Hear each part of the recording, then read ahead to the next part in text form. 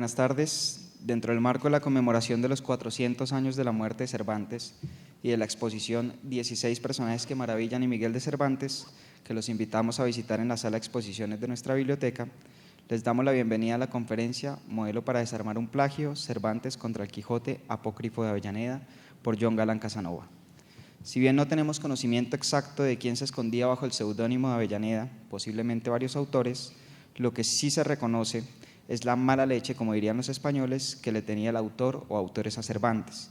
Diferentes ataques frontales a este autor se identifican en la obra. No obstante, también le debemos a este plagio la segunda parte del Quijote escrita por Cervantes, donde de forma hábil e ingeniosa responde a la obra de Avellaneda en diferentes apartados. En esta conferencia, John aborda los recursos que utilizó Cervantes para construir, como bien indica el título de este encuentro, la forma de desarmar el plagio. John es un conocido poeta y ensayista bogotano, ha publicado 6 libros hasta la fecha, ganó en 1993 el Premio Nacional de Poesía Joven Colcultura y en 2009 el Premio Internacional de Poesía Villa de Cox. Además, ha ejercido como docente en diferentes universidades y como coordinador de talleres de escritura creativa y clubes de lectura con diferentes instituciones. En la actualidad, y es un orgullo decirlo para nosotros, es el coordinador del club de poesía que se desarrolla en la Biblioteca Luis Ángel Arango. Muchas gracias, John, por aceptar nuestra invitación y a cada uno de ustedes por su asistencia. Básicamente, mi charla pretende ser un homenaje más, una celebración más de la vigencia de la obra, de la presencia de Cervantes en nuestra literatura, en nuestro mundo, en nuestra vida comunicativa, literaria, cotidiana, en la cual el Quijote y Sancho Panza y todos los personajes de la obra pues ya hacen parte como de nuestro horizonte simbólico y significativo. Ya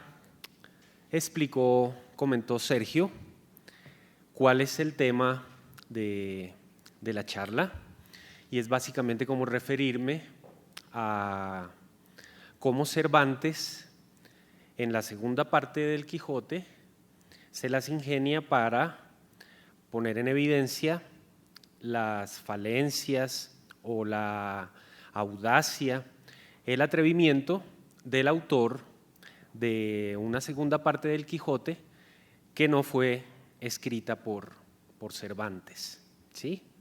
No sé si ustedes tengan conocimiento de que 9 años después de que se publica la primera parte del Quijote, que aparece en 1605, 9 años después aparece el Quijote apócrifo, publicado por un autor que dice llamarse Alonso Fernández de Avellaneda. Un año después, casi que también como una reacción al disgusto que le produce a Cervantes que alguien se haya atrevido a publicar y a escribir acerca de su máximo personaje ficticio, aparece la segunda parte del Quijote, ¿sí? Bueno, es interesante de qué manera plantea Cervantes su estrategia de desvirtuar el Quijote apócrifo, ¿sí? A Cervantes no se le ocurrió poner la queja al rey, no se le ocurrió enjuiciar al autor del falso Quijote, sino que con ingenio y desde su propia escritura es que hace que no directamente, sino por boca de sus personajes, que sean los personajes mismos quienes se refieran al Quijote apócrifo, ¿sí? Cervantes, en esta segunda parte del Quijote que les digo, que se publicó en 1615, pues no demuestra que tuviera afán, que estuviera desesperado por desenmascarar o por denunciar la existencia del Quijote apócrifo, ¿sí? No, se toma todo el tiempo y solamente llega a referirse a la existencia de este Quijote apócrifo a punto de terminar el libro, ¿sí? Aquí en la edición que yo tengo aquí, aparece en la página 481, ¿sí? O sea que durante 481 páginas, Cervantes no hace referencia a la existencia del Quijote apócrifo. Es solamente ya cuando el libro se acerca a su final que empieza el mecanismo del modelo para desarmar el plagio, que he llamado yo en el título de esta charla, para aludir a la existencia del falso Quijote, ¿sí? Entremos en materia y tengamos la oportunidad, pues, en vista de que este es un homenaje a Cervantes, a su obra, al Quijote, pues obviamente que escuchemos fragmentos de su obra, que escuchemos la maravillosa pluma de Cervantes en acción. Dice así en el comienzo del capítulo 59, que es el capítulo donde por primera vez se hace alusión al Quijote apócrifo, ¿sí? Como para que entremos en el contexto de todos ya sabemos quién es Don Quijote, quién es Sancho, ¿sí? Pero pues nos sobra y con leer la primera parte de este capítulo ya basta para que podamos introducir a esta pareja insigne, inmortal de la literatura española. Este capítulo tiene por subtítulo donde se cuenta del extraordinario suceso que se puede tener por aventura que le sucedió a Don Quijote, ¿sí? Realmente ese suceso que anuncia este subtítulo es el hecho de que aparece, de que se habla por primera vez de la existencia del Quijote apócrifo. No es que ocurran otros sucesos extraordinarios en este capítulo, es como el acontecimiento principal de este capítulo va a ser la sorpresa que se lleva Don Quijote al enterarse de la existencia del Quijote de Avellaneda, ¿sí? El capítulo comienza con Don Quijote y Sancho recuperándose de lo que les ha ocurrido al final del capítulo anterior, y es que en medio de uno de tantos de sus delirios, Don Quijote a campo traviesa ha abordado a unas personas que vienen por el camino y los encara, los enfrenta y les exige que ellos tienen que afirmar que Dulcinea del Toboso es la mujer más bella del universo, a la cual él le rinde pleitesía, y que si alguno no está de acuerdo con esa afirmación de que ella, Dulcinea, es la mujer más hermosa del universo, pues que va a enfrentarse con él con sus armas, ¿sí? Las personas que lo encuentran como de costumbre pues se asombran de su extraño aspecto y pues francamente se quedan callados y no le replican absolutamente nada.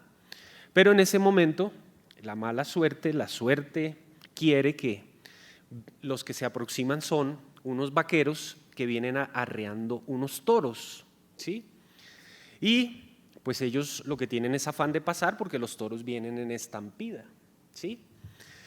Don Quijote piensa que son otras personas a las que va a encarar para exigirles que declaren la belleza y la supremacía de Dulcinea del Toboso y intenta pues detener a los toros a los vaqueros pues con tan lógicos y terribles resultados, que los toros no paran, los vaqueros tampoco, y tanto Sancho como Don Quijote, como Rocinante, como el borrico de Sancho, pues terminan siendo atropellados por los toros que han pasado en estampida.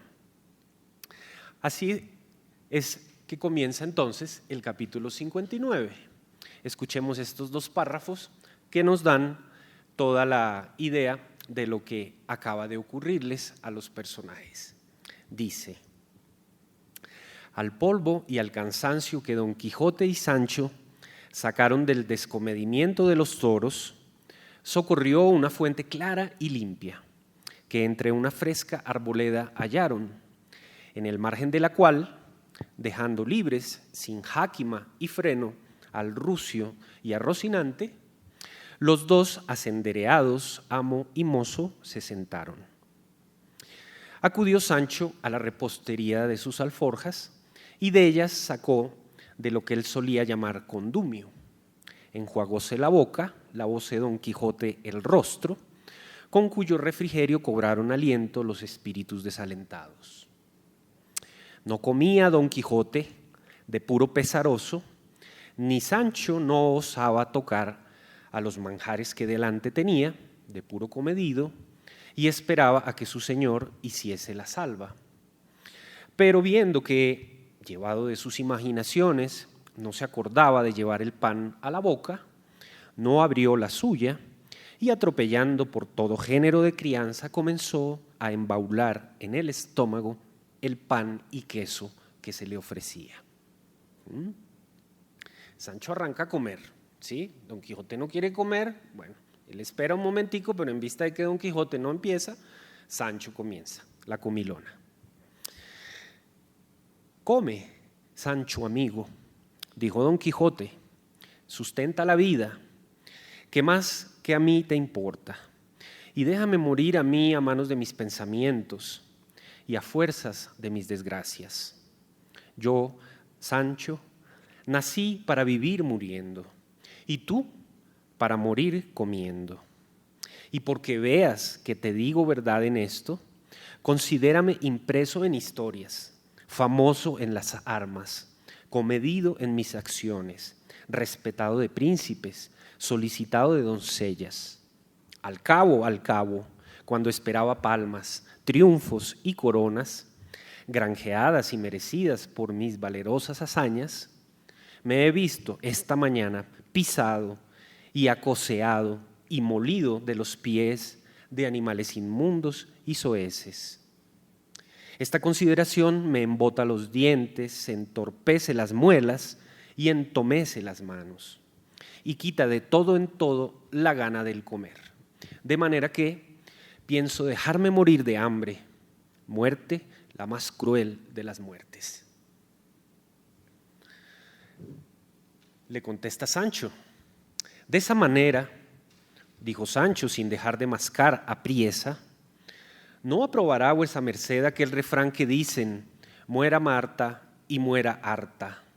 Yo, a lo menos, no pienso matarme a mí mismo. Antes pienso hacer como el zapatero, que tira el cuero con los dientes hasta que le hace llegar donde él quiere. Yo tiraré mi vida comiendo hasta que llegue al fin que le tiene determinado el cielo. Y sepa, Señor, que no hay mayor locura que la que toca en querer desesperarse como vuesa merced. Y créame, y después de comido, échese a dormir un poco sobre los colchones verdes de estas hierbas y verá cómo cuando despierte se halla algo más aliviado. ¿Sí? Este es el comienzo del capítulo 59 y este fragmento pues basta para ilustrar la relación que existe entre los protagonistas de la novela y la maravillosa prosa cervantina. ¿Sí?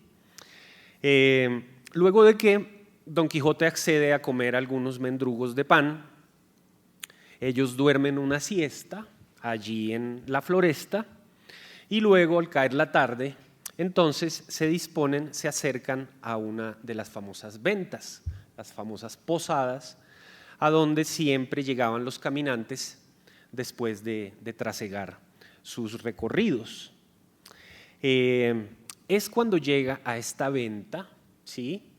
Y luego de que llegan y hablan con el ventero, con el posadero, o como lo llaman aquí en el libro, que es un poco extraño el uso de esa palabra, porque le llaman el huésped, ¿sí? Nosotros pensaríamos que el huésped es el que llega, ¿sí?, a alojarse, pero en el libro la palabra huésped cumple la función de hospedero, huésped, hospedero, ¿sí? Ellos llegan, averiguan si hay lugar para el alojamiento. El posadero les dice que sí, que por supuesto, ¿sí? Esta conversación vale la pena que la leamos también porque es muy sabroso de todo el espíritu juguetón que tiene Cervantes a lo largo de toda la obra, ¿sí? Dice así: llegaron pues a ella, preguntaron al huésped si había posada.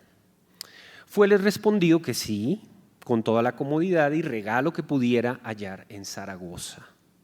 Apeáronse y recogió Sancho su repostería en un aposento de quien el huésped le dio la llave. Llevó las bestias a la caballeriza, echóles sus piensos, salió a ver lo que Don Quijote, que estaba sentado sobre un poyo, le mandaba, dando particularidades gracias al cielo de que a su amo no le hubiese parecido castillo aquella venta. Llegóse la hora del cenar, recogiéronse a su estancia. Preguntó Sancho al huésped que qué tenía para darles de cenar, a lo que el huésped respondió que su boca sería medida, y así que pidiese lo que quisiese, que de las pajaricas del aire, de las aves de la tierra y de los pescados del mar estaba proveída aquella venta. No es menester tanto, respondió Sancho, que con un par de pollos que nos hacen tendremos lo suficiente, porque mi señor es delicado y come poco, y yo no soy tragantón en demasía. Respondióle el huésped que no tenía pollos porque los milanos los tenían asolados. Pues mande el señor huésped, dijo Sancho, asar una polla que sea tierna. ¿Polla? Mi padre, respondió el huésped. En verdad que envié ayer a la ciudad a vender más de 50, pero fuera de pollas, pida vuesa merced lo que quisiere. De esa manera, respondió Sancho, no faltará ternera o cabrito. En casa, por ahora, respondió el huésped, no lo hay porque se ha acabado, pero la semana que viene lo habrá de sobra. Medrados estamos con eso, respondió Sancho. Yo pondré que se vienen a resumirse todas estas faltas en las sobras que debe de haber de tocino y huevos. Por Dios, respondió el huésped, que es gentil relente el que mi huésped tiene, pues él he dicho que ni tengo pollas ni gallinas, y quiere que tenga huevos. Discurra si quisiese por otras delicadezas y déjese de pedir gallinas. Resolvámonos, cuerpo de mí, dijo Sancho, y dígame finalmente lo que tiene, y déjese de discurrimiento, señor huésped. Dijo el ventero, lo que real y verdaderamente tengo son 2 uñas de vaca que parecen manos de ternera, o 2 manos de ternera que parecen uñas de vaca. Están cocidas con sus garbanzos, cebollas y tocino, y a la hora de ahora están diciendo, comeme, comeme. ¿Sí?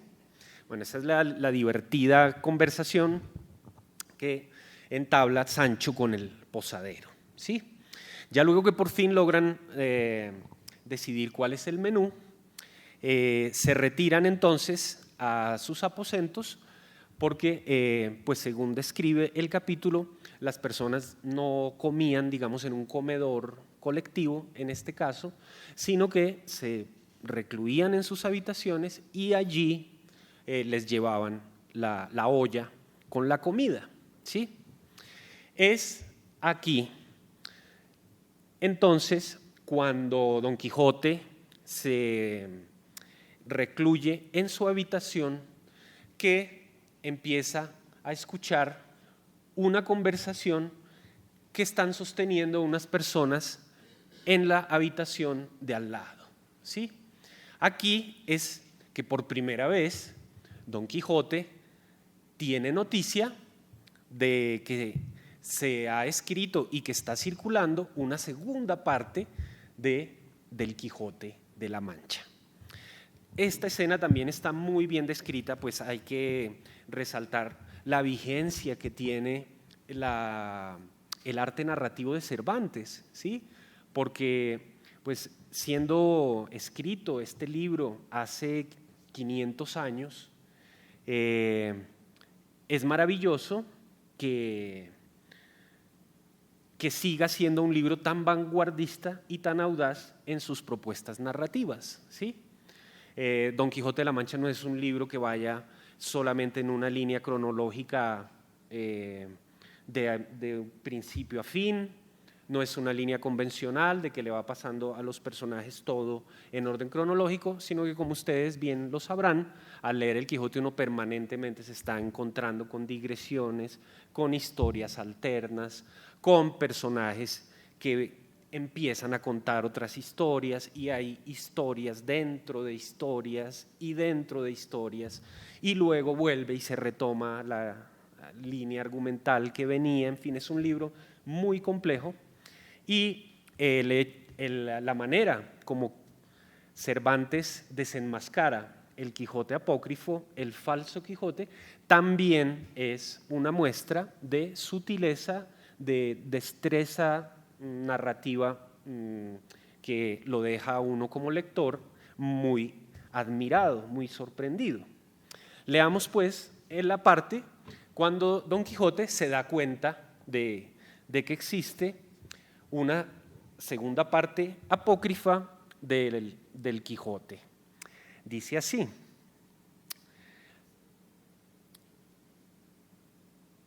esta fue la plática que Sancho tuvo con el ventero.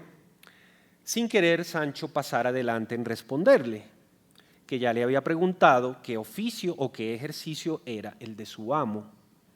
Llegóse pues la hora del cenar.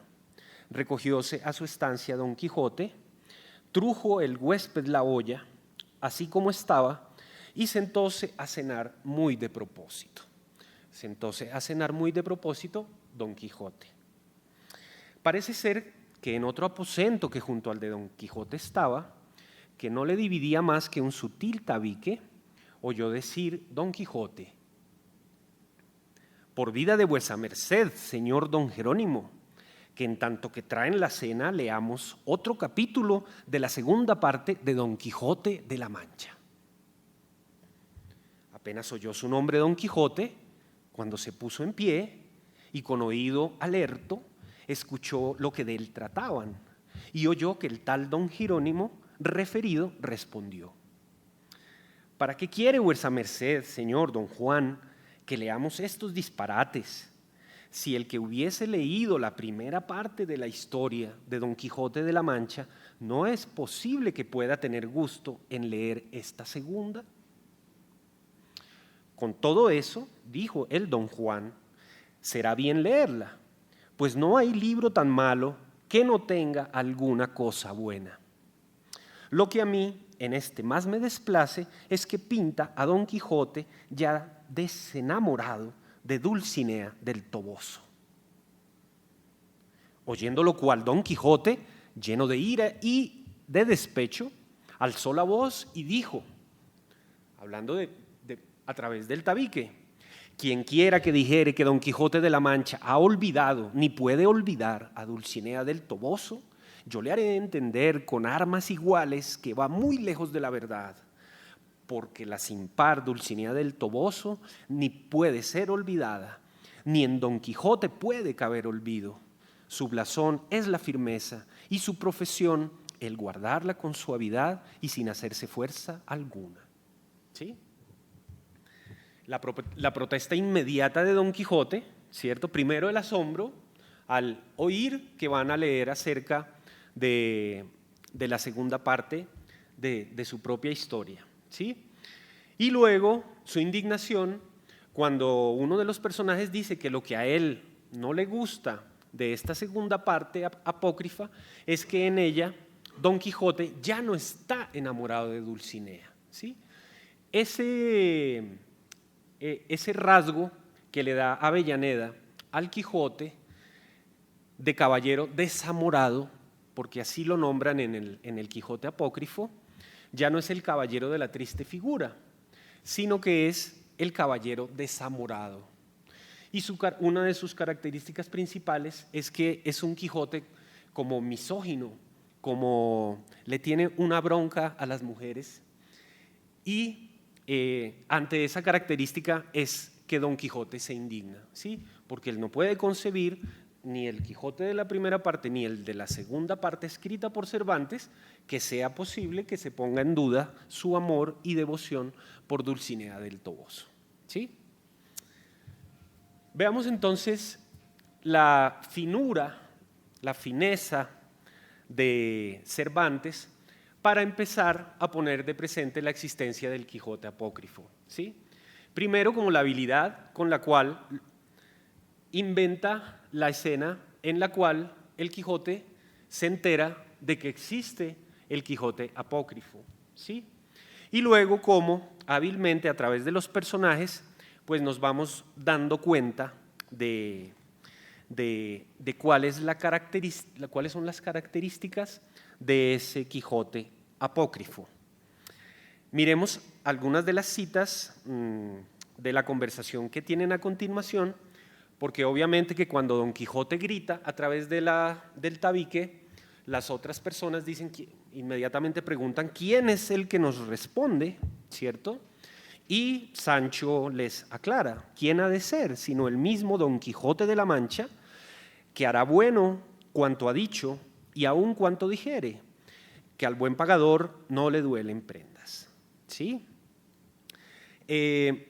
Las personas que están en la habitación contigua, al enterarse que Don Quijote está allí, lo invitan a su recinto, a su aposento, lo invitan a cenar y entablan una conversación en la cual se surge los siguientes matices de cómo se pone de presente el plagio, ¿sí?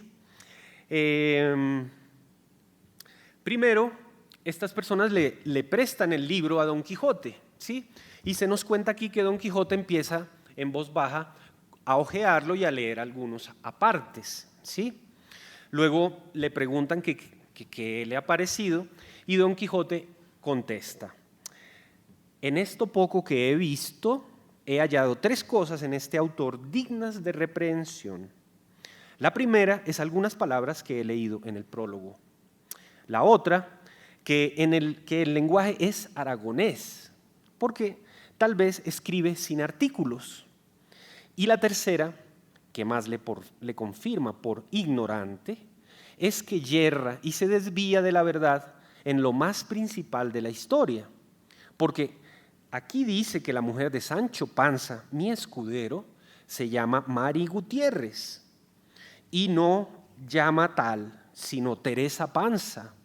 Y quien en esta parte tan principal yerra, bien se podrá temer que yerra en todas las demás de la historia. A esto dijo Sancho, por supuesto: donosa cosa de historiador. Por cierto, bien debe de estar en el cuento de nuestros sucesos, pues llama a Teresa Panza mi mujer Mari Gutiérrez. Torne a tomar el libro, señor, y mire si ando yo por ahí y si me ha mudado el nombre, ¿sí? Aquí Cervantes pone de presente entonces ese aspecto, que en el Quijote de Avellaneda la mujer de Sancho no aparece con su nombre de Teresa Panza, sino con el nombre de Mari Gutiérrez, ¿sí? Entonces aquí, pues ingeniosamente, se nos empieza a trastocar lo real con lo ficticio, ¿sí? ¿Por qué? Porque tenemos a unos personajes ficticios, entre comillas, que son Don Quijote y Sancho, ¿sí? Que en medio de una posada descubren que se ha escrito un libro falso que habla de sus propias vidas, que en apariencia son reales, ¿sí? Y ellos entonces comienzan a desmentir los rasgos de esa segunda parte del Quijote que es apócrifa, que no es auténtica, ¿sí? Entonces, la cosa se va empezando a enredar. Nos empieza Cervantes a confundir los límites entre la realidad y la ficción, pues que es uno de los grandes logros, de los logros máximos que tiene la novela como género narrativo moderno, ¿sí? Y sobre todo el Quijote, pues como casi que libro fundacional del género, ¿sí? Esa cuestión de que ya no logramos saber cuál es la verdad. No hay una sola verdad, no hay una verdad absoluta, ¿sí? Si nosotros leemos los textos épicos griegos, como la Ilíada, como la Odisea, pues son textos canónicos. Allí hay una sola verdad, ¿sí? Hay una verdad absoluta, hay una verdad consagrada. No hay manera de que nosotros dudemos que las cosas son tal como allí se nos cuentan, ¿sí? La novela moderna trae ese elemento disolvente de dogmas y de verdades absolutas, ¿sí? Y ese hecho de poder borrar, de poder desdibujar los límites entre lo que es real y lo que es ficticio es uno de los logros más importantes que le infunde Cervantes a su libro y a la novela moderna, ¿sí? Sigamos con un par de citas de los argumentos que siguen desgranando los personajes acerca de la existencia del falso Quijote.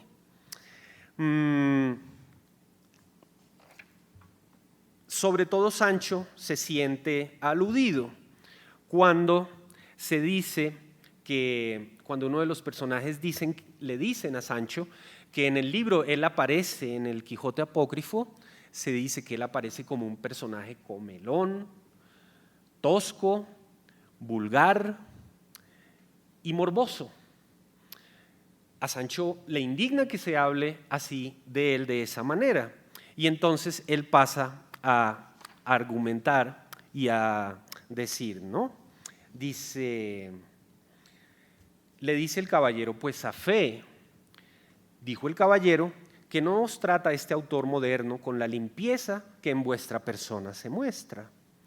Pintaos comedor y simple, y nada gracioso, y muy otro del Sancho que en la primera parte de la historia de vuestro amo se describe.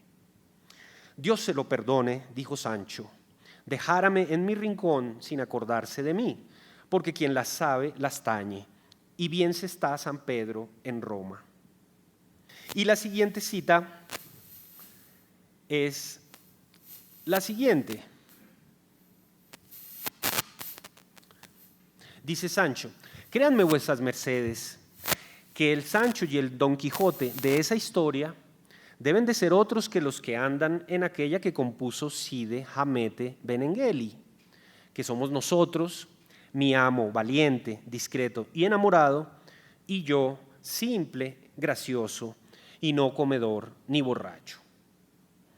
Yo así lo creo, dijo don Juan, y si fuera posible, se había de mandar que ninguno fuera osado a tratar de las cosas del gran Don Quijote si no fuese Cide Hamete, su primer autor. Bien así como mandó Alejandro que ninguno fuese osado a retratarle sino Apeles.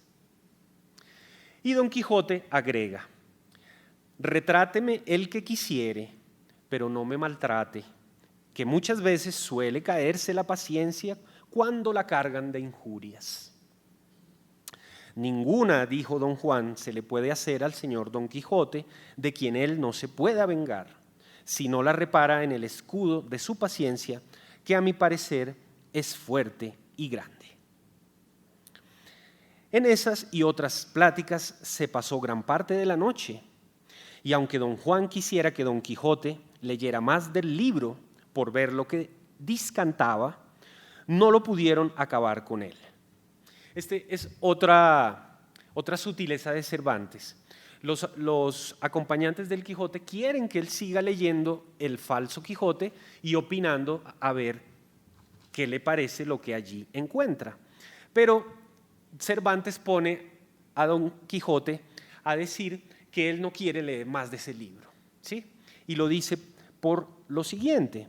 Dice, no lo pudieron acabar con él, diciendo que él lo daba por leído y lo confirmaba por todo necio, y que no quería, si acaso llegase a noticia de su autor, que le había tenido en sus manos, se alegrase con pensar que le había leído, pues de las cosas obscenas y torpes los pensamientos se han de apartar, cuanto más los ojos.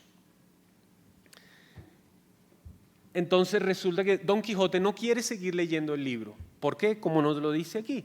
Porque él dijo, yo no quiero que el autor, Avellaneda, vaya a enterarse que yo, el Quijote verdadero, tuve el libro falso en las manos y que me interesó leerlo. Dice, esas cosas necias no merecen ni siquiera ser leídas.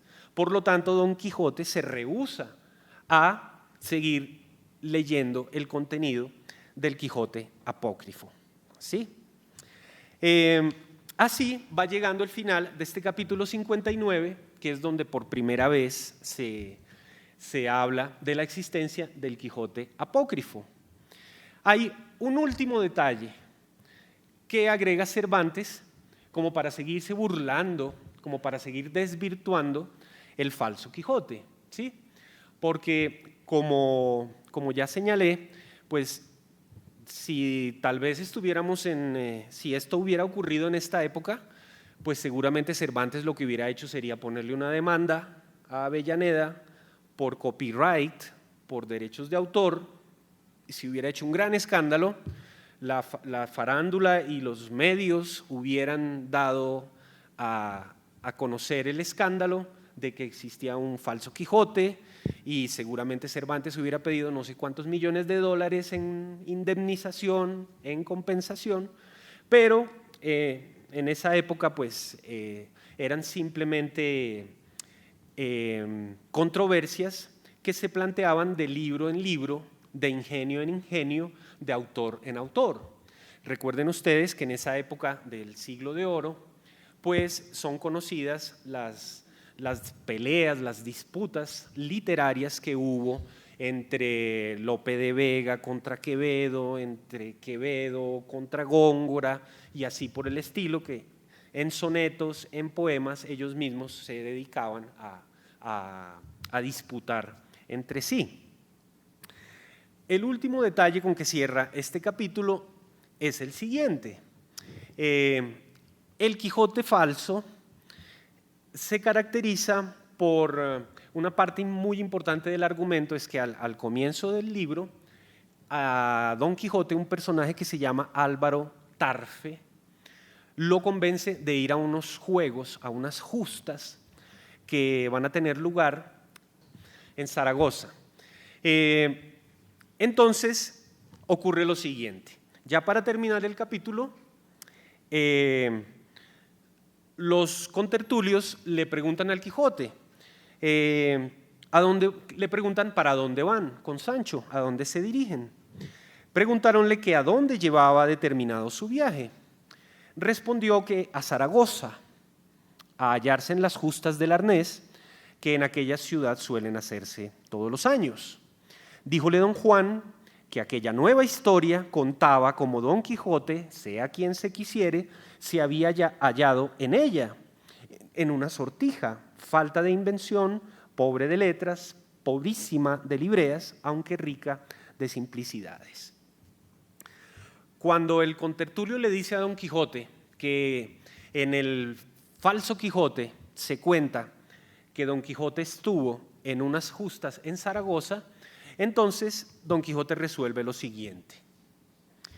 Por el mismo caso, respondió Don Quijote, no pondré los pies en Zaragoza, y así sacaré a la plaza del mundo la mentira de ese historiador moderno, y echarán de ver las gentes como yo no soy el Don Quijote que él dice. Hará muy bien, dijo don Jerónimo, y otras justas hay en Barcelona ¿dónde podrá el señor Don Quijote mostrar su valor? Así lo pienso hacer, dijo Don Quijote, y vuesas mercedes me den licencia, pues ya es hora para irme al lecho y me tengan y pongan en el número de sus mayores amigos y servidores. ¿Sí? Entonces este es el último detalle. Cuando el Quijote auténtico se entera que en el Quijote falso se habla de que él va a ir a Zaragoza, entonces él dice, pues no voy a ir a Zaragoza, yo nunca he ido a Zaragoza y me voy entonces para Barcelona.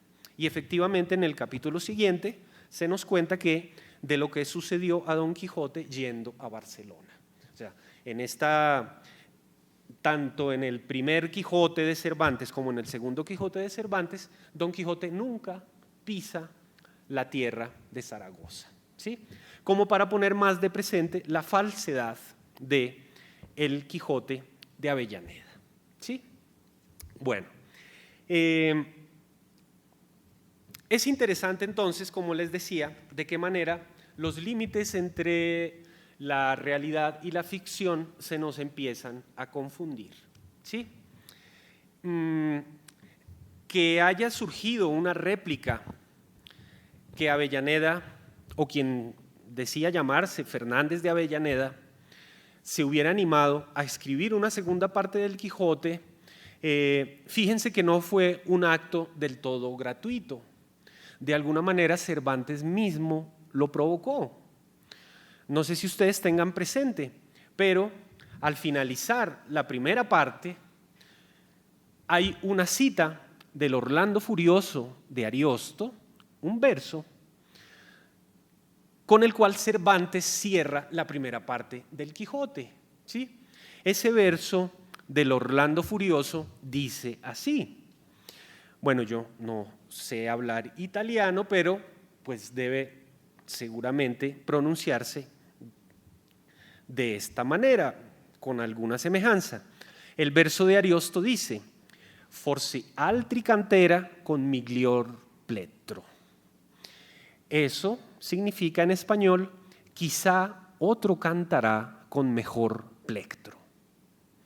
Ese verso de Ariosto, con el cual cierra Cervantes la primera parte del Quijote, la publicada en 1605, pues fíjense que de alguna manera era una invitación para que si alguien quisiera cantar con mejor plectro, no sé si recordemos, el plectro era como una especie de punzón, como de plumilla, que se utilizaba para tocar la vihuela, instrumento de cuerda, ¿sí? Por extensión, esa palabra plectro pasó a significar como inspiración, ¿sí? De manera que el verso, cuando nos dice quizá otro cantará con mejor plectro, nos estaba diciendo como que Cervantes estaba invitando a que si alguien se quería animar a seguir contando la historia del Quijote, pues que lo hiciera, ¿verdad? Pues en efecto, Fernández de Avellaneda pues le siguió la cuerda, ¿sí? Y por eso escribió este Quijote.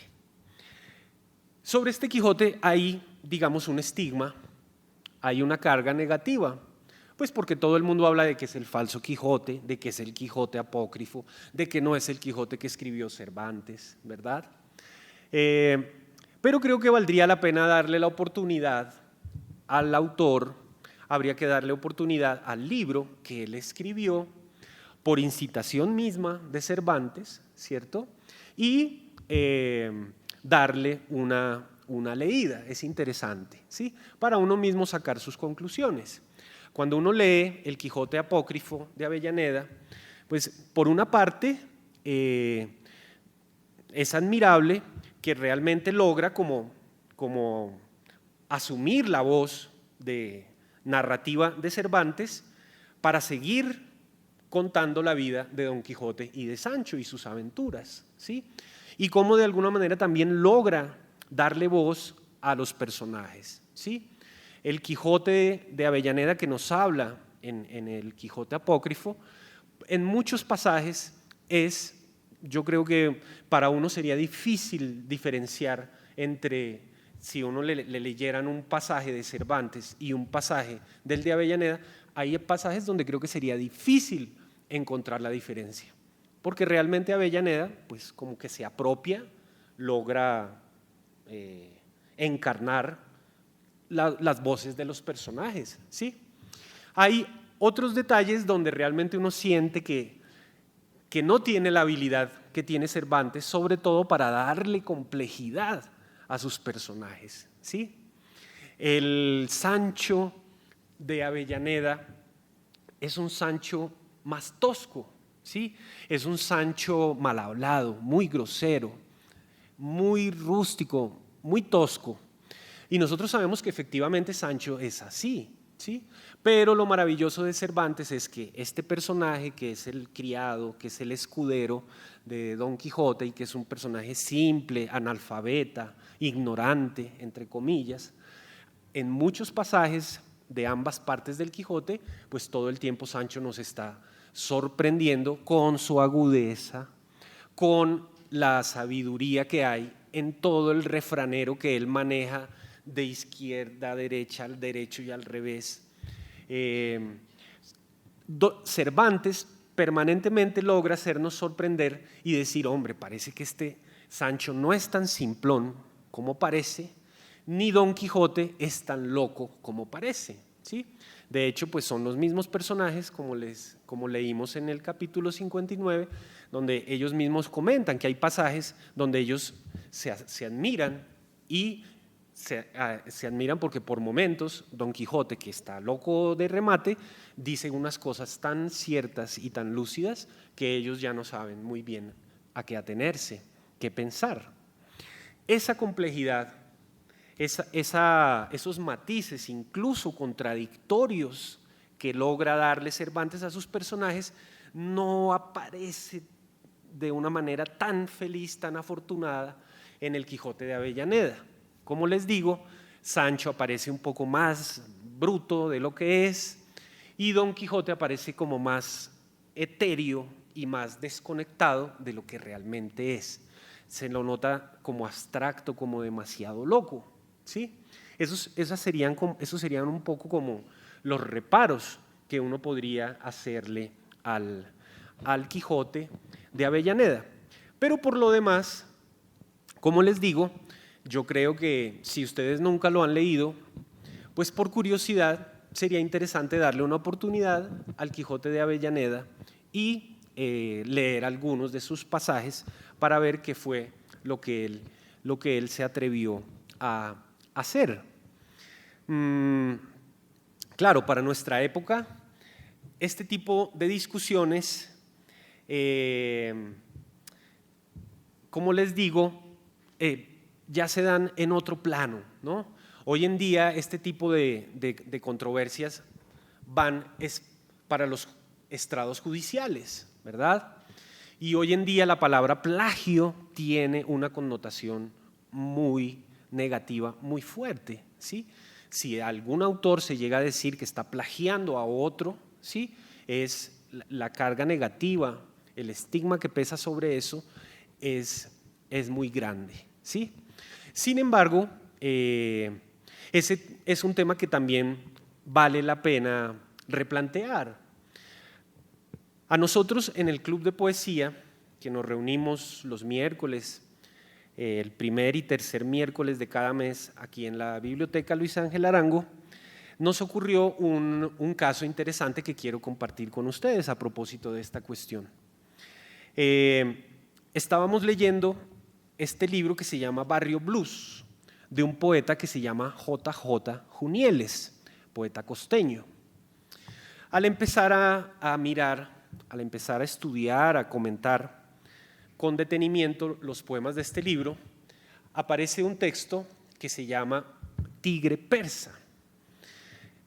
Y ocurrió algo bastante extraño, y es que cuando estaba yo mirando el poema, pues hombre, me llamó la atención que el poema describiera con tanta minucia al animal, al tigre persa, y por curiosidad lo cotejé con lo que pudiera decir acerca del tigre persa en Wikipedia. Y cuando miré la entrada en Wikipedia, pues cuál sería mi sorpresa cuando me doy cuenta que prácticamente toda la descripción que hay en Wikipedia del tigre persa es el texto que Junieles da como un poema de su autoría, ¿sí? Entonces, esto nos dejó bastante intrigados porque, como les digo, un 85% del poema es un plagio, se podría decir, de lo que está en Wikipedia. Cuando Junieles fue al club de poesía, porque lo invitamos, cuando él fue a la siguiente sesión, obviamente que le preguntamos esto, ¿sí? Y entonces él, con risa y picardía, entonces él asumió pues, que sí, que él realmente había tomado el 85% del poema, lo había calcado casi que textualmente de Wikipedia, pero se defendió diciendo que los 4 versos, los 4 renglones que él le agrega al texto del tigre persa de Wikipedia, los últimos 4 versos del texto, que son los que son de su autoría, le dan otro contexto a eso que él se robó de Wikipedia. Y efectivamente pues es así, porque luego de todo lo que se nos dice del tigre persa, cuya característica principal en este caso es que es un tigre que ya está extinto, ¿sí? Desde 1961, dice Wikipedia, no se ha vuelto a ver un tigre persa, desde 1961. Y después de eso es que Junieles agrega estos 4 versos, estas 4 líneas. Es un diálogo. Entonces, ¿ya no hay tigres persas? No. Solo en los libros. Sí, solo en los libros. Junieles argumentó, sostuvo, que el hecho de él agregar esos 4 versos son los que le dan un extrañamiento, deconstruyen, le dan un contexto diferente al texto sucinto de la Wikipedia, ¿sí? Esto dio lugar a una controversia muy acalorada, se podría decir. Aquí no se podría decir porque con este aire acondicionado, para tener una discusión acalorada, es muy difícil, ¿cierto? Pero en ese momento sí se dio una discusión muy acalorada, ¿sí? Y algunas personas llegaron a sostener pues, que no, que eso era un plagio, que Junieles se había robado el texto de la Wikipedia. Todo esto viene al caso es porque él nos dio una pista bibliográfica que quiero compartir con ustedes a propósito de este tema, del plagio, de la autenticidad de una obra, ¿sí? Él nos recomendó un texto de un autor estadounidense que se llama Jonathan Lethem, con TH, Lethem. Él escribió un ensayo muy conocido, muy provocativo, muy contestatario, que en español se presentó, se tradujo como Contra la originalidad, ¿sí? Es un ensayo muy interesante, tiene como unas 60 páginas. Su traducción literal del inglés sería el éxtasis de la influencia, el plagiarismo. Ese sería como el título textual traducido del inglés. Pero en español fue publicado con el título de Contra la originalidad, ¿sí?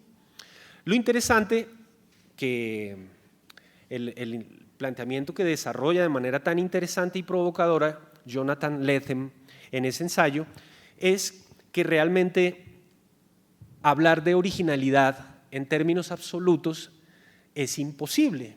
Él plantea que eso es una necedad, ¿sí?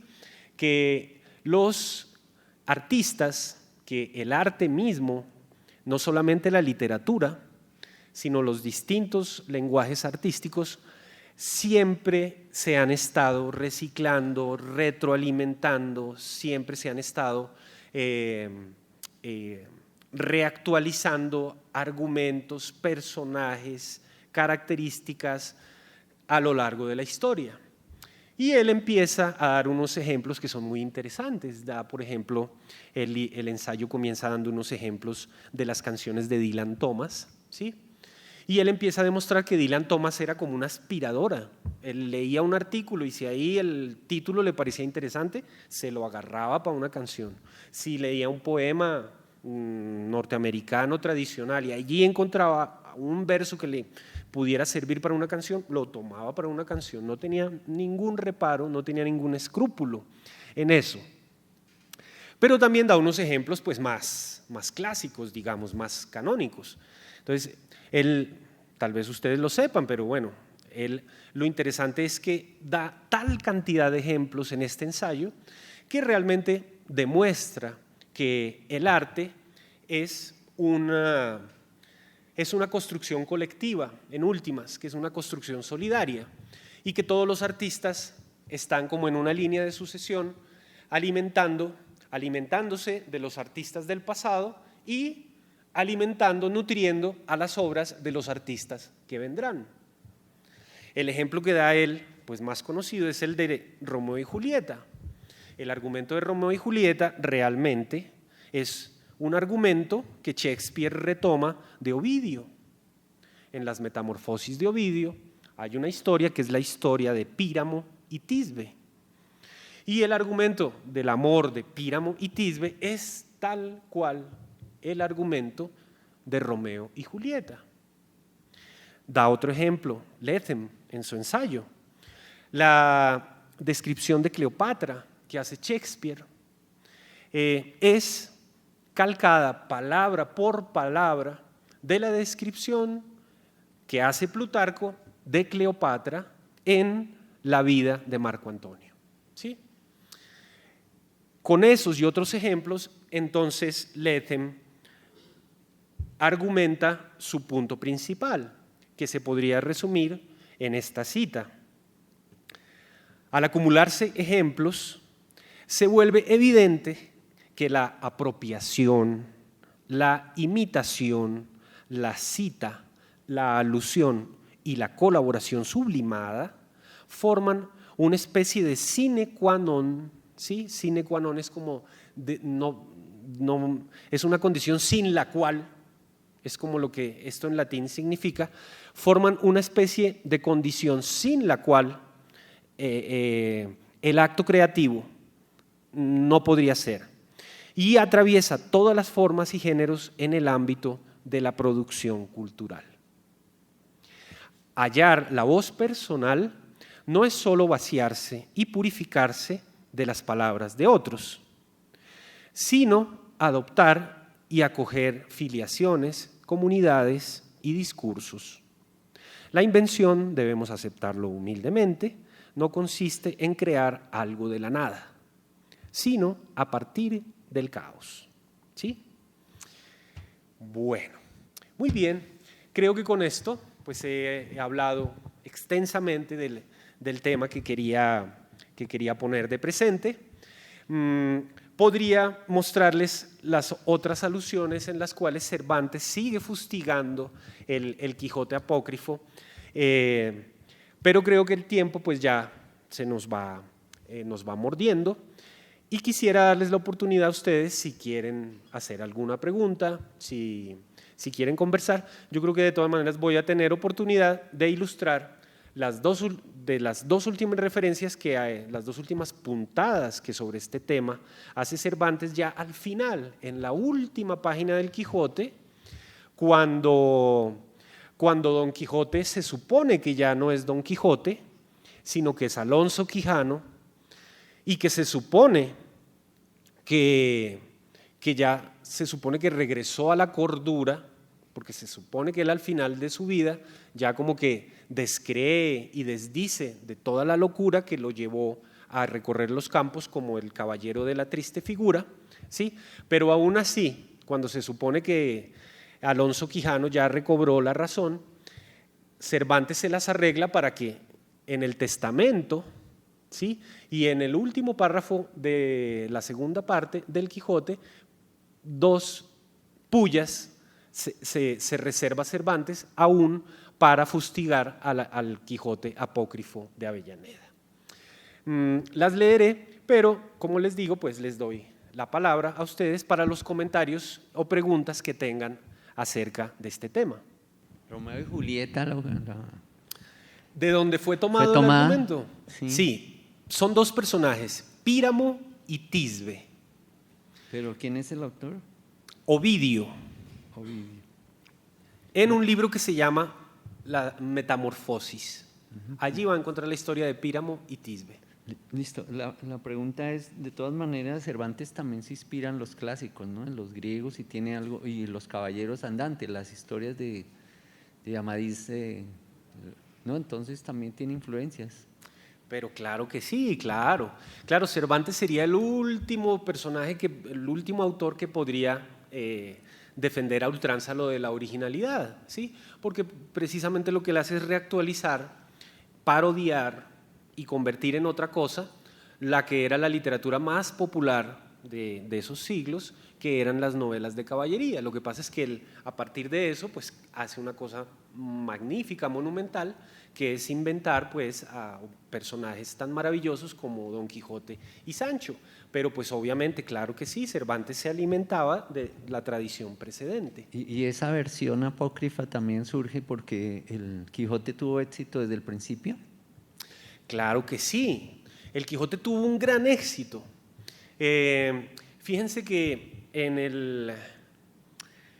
ahora que estuve en Puerto Rico, en el Congreso Internacional de la Lengua Española, en una conferencia, fue interesante que uno de los autores refirió lo siguiente. Ese dato lo tengo presente, y es que en 1607, es decir, 2 años después de la publicación de la primera parte del Quijote de Cervantes, ya el Quijote era conocido, ya era célebre en América, ¿sí? El 31 de diciembre de 1607, en un homenaje que se le hizo a un nuevo virrey en la ciudad de Cusco, se hizo una carrera de cintas, una competencia, una carrera de caballos. Resulta que uno de los personajes que participó en esa competencia era nada más y nada menos que el caballero de la triste figura, ¿sí? Es decir, que a los 2 años, fíjense ustedes, de haberse publicado la primera parte del Quijote, ya el libro había viajado, ya había atravesado el océano, ya había llegado a América, incluso ya tenía una resonancia tal que vemos que había personas que ya lo estaban encarnando, ¿no?, como personaje. Para no tomarme la palabra, el Quijote, o sea, Cervantes y Shakespeare se les considera que fueron los que unificaron como la lengua tanto inglesa como la española, ¿sí?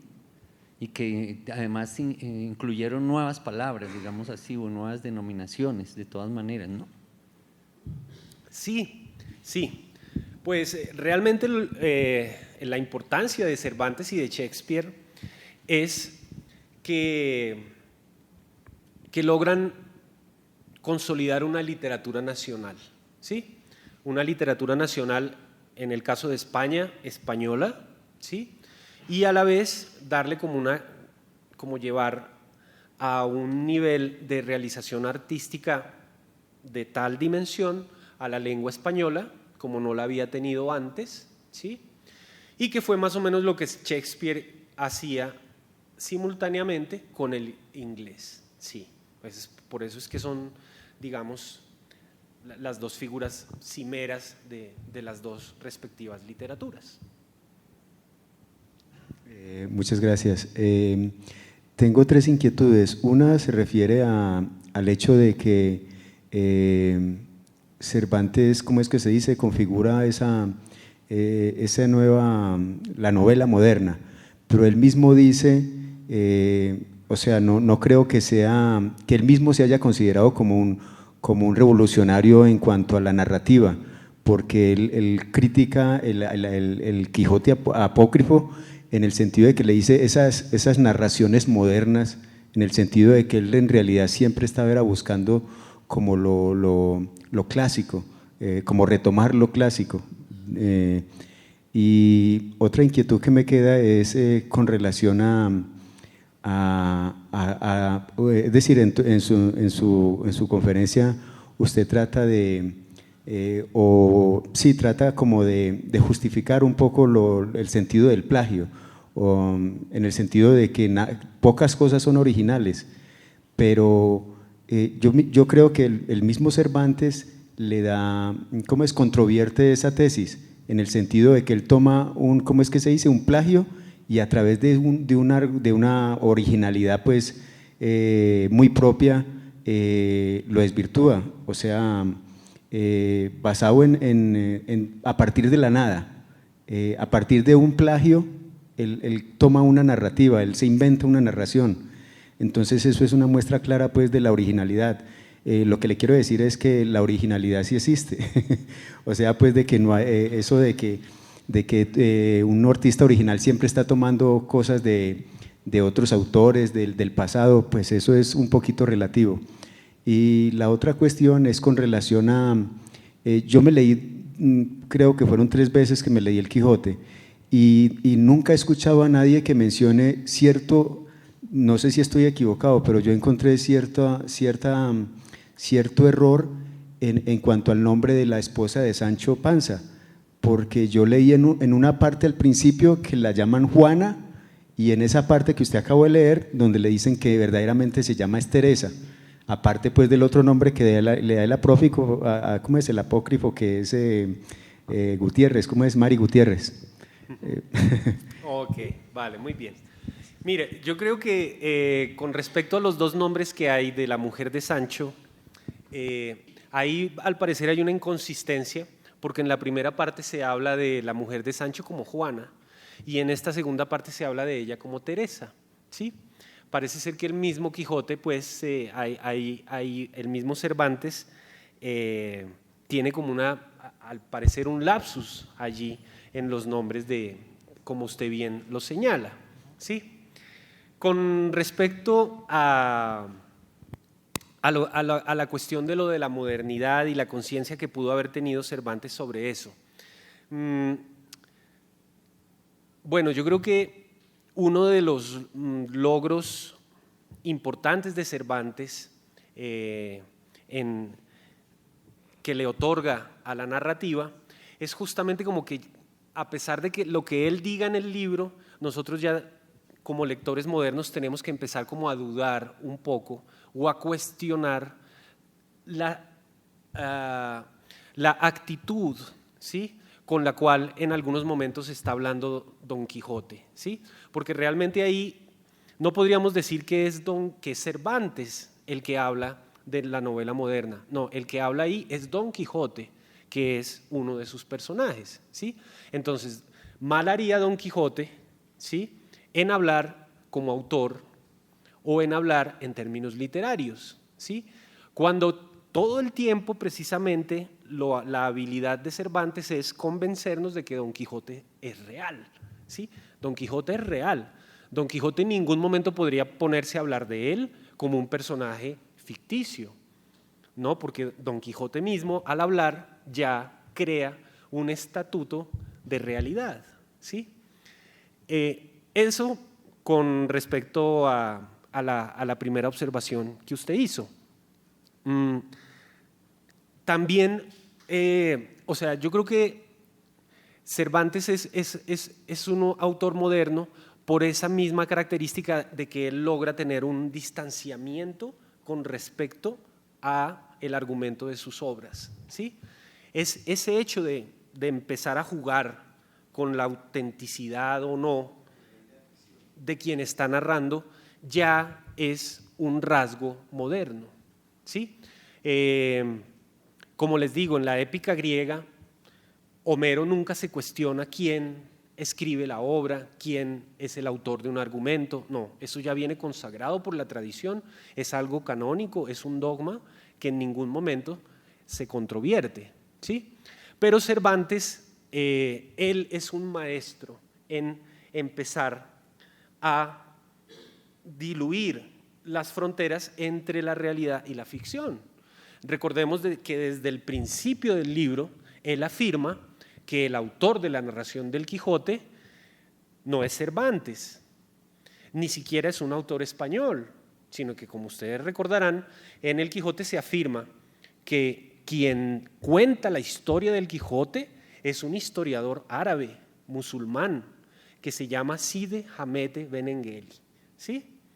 Allí ya fíjense que Cervantes empieza a enredar la cosa, porque él nos dice que ese libro no es que él lo haya escrito, no, sino que el narrador que nos habla desde el comienzo del libro nos dice que él lo que ha hecho es traducir del árabe, ¿sí? Que en ese caso ni siquiera el original del Quijote está en español, no.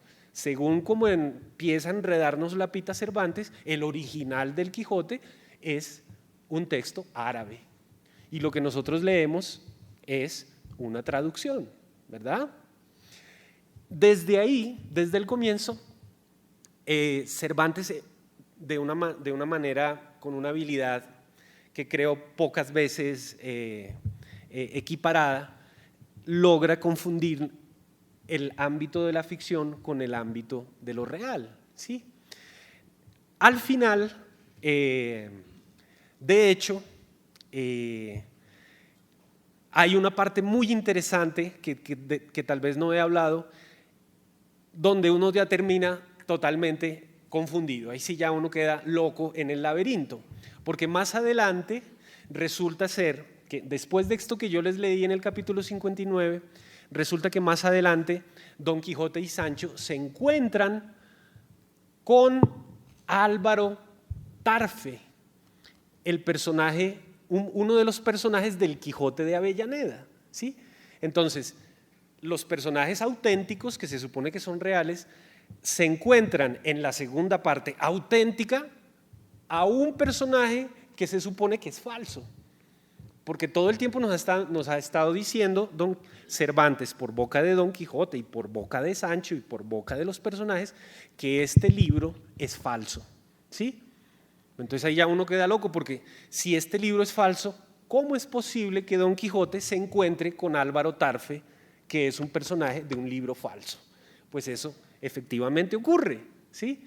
Y con eso, como les digo, pues las fronteras entre la realidad y la ficción quedan maravillosamente diluidas, ¿sí? Aún más diluidas de lo que ya lo están desde la invención de Cide Hamete Benengeli, quien, por cierto, ya le doy la palabra, quien, por cierto, pues estaba mirando que hay un ¿cómo se llama? Un estudioso del árabe, ¿cómo se dirá? Arabólogo, no sé, un especialista en el árabe que en el país de España arriesga una hipótesis de dónde viene ese nombre de Cide Hamete Benengeli, ¿sí?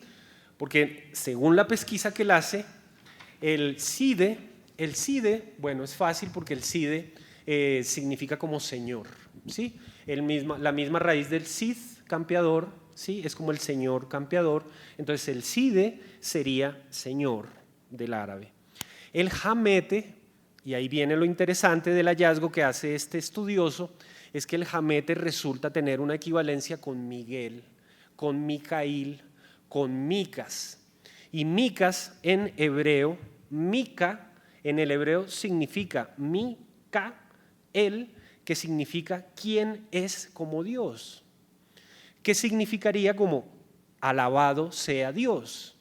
El nombre Micael o Mica significa eso, alabado sea Dios, ¿sí? En árabe, alabado sea Dios, adivinen ustedes cómo se dice. Se dice Hamete. De manera que Hamete vendría siendo Miguel, ¿sí?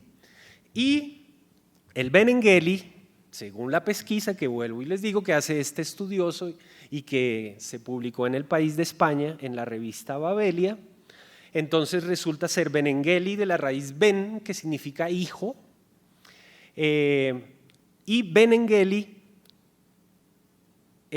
traduciría hijo del siervo, hijo del siervo. ¿Qué significa Cervantes? Cervantes significa más o menos, según también el artículo nos ilustra, eso yo no lo sabía, por ejemplo, la raíz es, al final de un apellido, significa hijo de. Es decir, Fernández significa hijo de Fernando. González significa hijo de Gonzalo. Martínez significa hijo de Martín, ¿sí? Y en este caso, Cervantes significaría en la raíz hijo del siervo, esa misma raíz. De manera que lo que nos viene a revelar en este artículo de 2009, este estudioso musulmán, es que ese famoso Side Hamete Benengeli era otro juego más de Cervantes, en el cual estaba cifrado en clave su propio nombre, el señor Miguel de Cervantes. ¿Va? Como para seguir admirándonos, ¿no?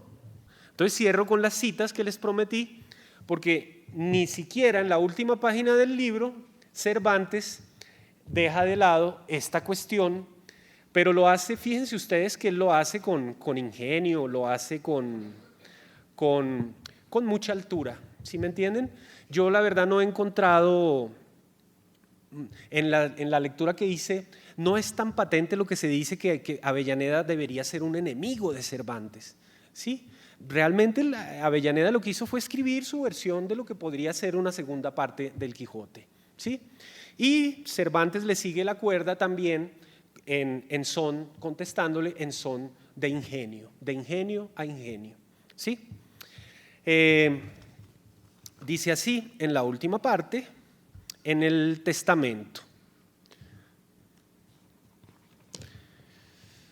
Ya Alonso Quijano en sus últimas palabras, después de que ha repartido su hacienda, después de que ha repartido su riqueza entre su sobrina y Sancho, el moribundo, sin embargo, recuerda al Quijote apócrifo y dice: ítem, suplico a los dichos señores mis albaceas que si la buena suerte les trujere a conocer al autor que dicen que compuso una historia que anda por ahí con el título de segunda parte de las hazañas de Don Quijote de la Mancha, de mi parte le pidan, cuán encarecidamente ser pueda, perdone la ocasión que, sin yo pensarlo, le di de haber escrito tantos y tan grandes disparates como en ella escribe, porque parto de esta vida con escrúpulo de haberle dado motivo para escribirlos, ¿sí? Y ya al final, Cide Hamete dice que cuando ya... dice que el Cide Hamete, el cura dice lo siguiente: viendo lo cual el cura pidió al escribano le diese por testimonio como Alonso Quijano el Bueno, llamado comúnmente Don Quijote de la Mancha, había pasado de esta presente vida y muerto naturalmente, ¿sí? El cura quiere que se deje constancia de que Alonso Quijano, Don Quijote de la Mancha, murió, ¿sí? ¿Por qué? Y que el tal testimonio pedía para quitar la ocasión de que algún otro autor, que Cide Hamete Benengeli, le resucitase falsamente e hiciese inacabables historias de sus hazañas, ¿sí? Entonces, que quede constancia de que ya se murió, para que a ningún otro autor falsario, plagiario, se le ocurra seguir contando las historias del Quijote. Y ya entonces al final, cuando se dice que Cide Hamete Benengeli debe colgar su pluma, ya no escribir más del Quijote porque el Quijote ya ha muerto, entonces se dice lo siguiente: para mí sola nació Don Quijote y yo para él. Ahí está hablando la pluma. Él supo obrar y yo escribir. Solo los dos somos para en uno, a despecho y pesar del escritor fingido y tordellesco que se atrevió a escribir con pluma de avestruz grosera y mal delineada las hazañas de mi valoroso caballero, porque no es carga de sus hombros ni asunto de su resfriado ingenio, a quien advertirás, si acaso llegas a conocerle, que deje reposar en la sepultura los cansados y ya podridos huesos de Don Quijote y no le quiera llevar contra todos los fueros de la muerte a Castilla la Vieja. Esa última mención es también una alusión a que al final del Quijote apócrifo, Don Quijote termina al final del libro asistiendo a unas justas en Castilla la Vieja.